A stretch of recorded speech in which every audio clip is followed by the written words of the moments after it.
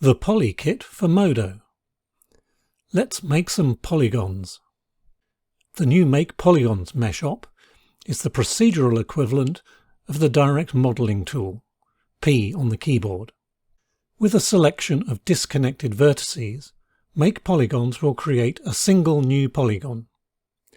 As there is no facing information, you may need to use the flip option to get the polygon the right way around. When the selection is adjacent to other polygon faces, Make Polygons will use this information to extract vertex islands and can then create multiple polygons.